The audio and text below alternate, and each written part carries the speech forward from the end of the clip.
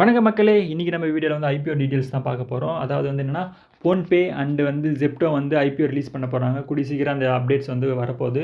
அது வந்து அந்த டீட்டெயில் வந்து நம்ம சேனல் நம்ம கூடிய விரைவில் பார்க்கலாம். ஓகேங்களா? அதுக்கு வந்து சப்ஸ்கிரைப் பண்ணி வச்சுக்கோங்க. இன்றைக்கி வந்து என்ன பார்க்க போகிறோன்னா, நம்ம வந்து இப்போ கரண்ட்டில் வந்து எது ஐபிஓ ஓப்பனில் இருக்குது அப்படின்றத பார்க்கலாம். இதில் வந்து அப்ளை பண்ணலாமா என்னன்னு சொல்லி அந்த டீட்டெயில்ஸ் தான் ஃபுல் டீட்டெயில்ஸ் பார்க்க போகிறோம். அதுக்கு வந்து வீடியோ கண்டினியூஸாக பாருங்கள், உங்களுக்கு கண்டிப்பாக யூஸ்ஃபுல்லாக இருக்கும். ஓகேங்களா? இன்றைக்கி வந்து என்னென்னா, Gujarat kidney and super speciality ஹாஸ்பிட்டலோடைய ஐபிஓ தான் இன்றைக்கி வந்து ரிலீஸ் பண்ணிருக்காங்க. இது வந்து என்னென்னா ஒரு ஹாஸ்பிட்டல் ஹெல்த் கேர் சர்வீஸ். ஓகேங்களா? இதோட டீட்டெயில்ஸ் தான் பார்க்க போகிறோம். என்னென்னா இது வந்து அதாவது ப்ரீ அப்ளை வந்து என்னென்னா 19 டிசம்பர் 2025 அன்றைக்கி ஸ்டார்ட் ஆகிருக்கு. ஓகேங்களா? இப்போ வந்து எண்டு ஆகுது எப்போனா 24th டிசம்பர் 2025 வந்து க்ளோஸ் ஆகுது. அலாட்மெண்ட் வந்து என்றைக்கு அலாட் கொடுக்குறாங்க அப்படின்றது வந்து 26th வந்து ஃபைனலைஸ் ஆகிடும். ஓகேங்களா?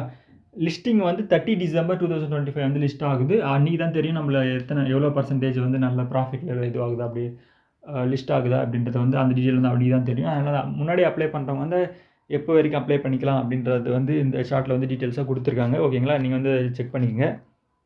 அதுக்கு முன்னாடி வந்து அதை வந்து அந்த கம்பெனி எப்படி, அதாவது அந்த ஹாஸ்பிட்டல் வந்து எப்படி நம்ம அது வந்து ரெவென்யூ பார்த்துட்ருக்காங்களா, அதோடைய பர்ஃபார்மன்ஸ் எப்படி இருக்குது அப்படின்ற டீட்டெயில் பார்க்கலாம். இதை வச்சு தான் நம்ம பேஸ் வச்சு தான் நம்ம வந்து அதை அப்ளை பண்ணலாமா எப்படின்னு சொல்லிட்டு டிசைட் பண்ணுறோம். இந்த இப்போ கரண்ட்டாக வந்து ஒரு நல்ல க்ரோத்தில் தான் கொடுத்துருக்கு ஐபிஓலாம் சொல்லிட்டு.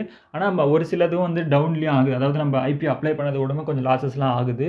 ஆனால் வந்து இது எப்படி இருக்கும் அப்படின்றத வந்து பார்க்கலாம் வாங்க. இதில் வந்து பார்த்திங்கன்னா ரெவென்யூ அண்ட் பர்ஃபார்மன்ஸ் வந்து நம்ம எப்படி இருக்குன்னு பார்த்துலாம். அதாவது அசெட்லாம் எப்படி வச்சுருக்காங்க அப்படின்றத மாதிரி பார்த்துலாம். பர்ஃபார்மன்ஸ் வைஸ் பார்த்திங்கன்னா, அதாவது வந்து அப்போ தான் 2023 பாருங்கள், 24 அண்ட் 25 பாருங்கள் எப்படி இருக்குன்னு சொல்லிட்டு. 25 வந்து ரெவென்யூன்னு அதாவது 25 வந்து 40 crores வந்து டர்ன் ஓவர் பண்ணியிருக்காங்க. அதாவது இவங்க வந்து எவ்வளோ இஷ்யூ பண்ணியிருக்காங்க அப்படின்னா 25 crores, அதாவது 25 2000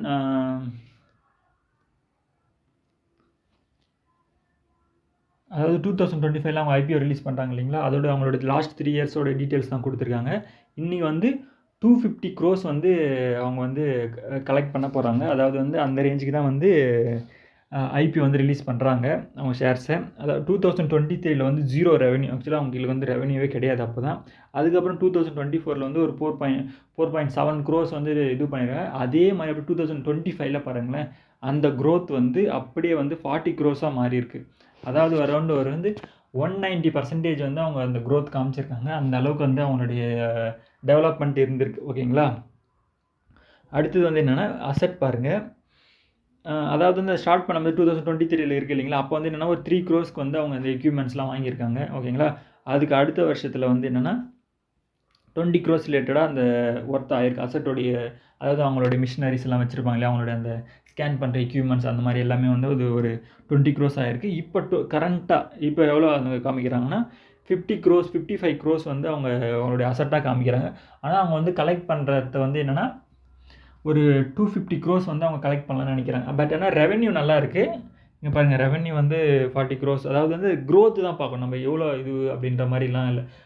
க்ரோஸாக பார்க்காம அதோடைய க்ரோத் மட்டும் பாருங்கள். 2024க்கும் 2025க்கும் உள்ள க்ரோத் அப்படி தான் பார்க்கணும். அது ஆல்மோஸ்ட் வந்து பாருங்கள் 190% வந்து அதோட க்ரோத் கிடச்சிருக்கு.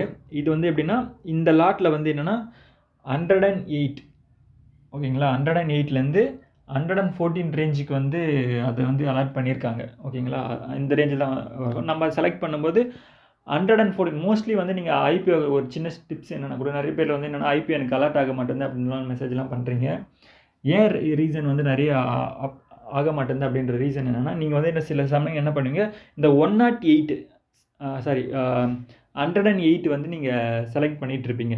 அந்த மாதிரி செலக்ட் பண்ணும்போது என்னென்னா உங்களுடைய அலாட்மெண்ட் வந்து கம்மியாகுது. அது மீன் அலாட்மெண்ட் சான்ஸ் வந்து கம்மியாகுதுக்கான சான்சஸ் இருக்குது. என்னென்னா நீங்கள் வந்து ஹையஸ்ட் அமௌண்ட் இதில் என்ன போட்டிருக்காங்க, 114 போட்டிருக்காங்க இல்லையா, அந்த 114 தான் மேக்ஸிமம் ரேஞ்சாக நீங்கள் செலக்ட் பண்ணணும். அந்த ரேஞ்சுக்கு எனக்கு ஷேர் இருந்தால் கூட ஓகே அப்படின்ற மாதிரி செலக்ட் பண்ணிங்கன்னா உங்களுக்கு வந்து ஃப்யூச்சரில் வந்து அலாட் ஆகிறதுக்கான நிறைய வாய்ப்பு இருக்குது. ஓகேங்களா? அப்படி தான் நீங்கள் செலக்ட் பண்ணணும். ஓகேங்களா?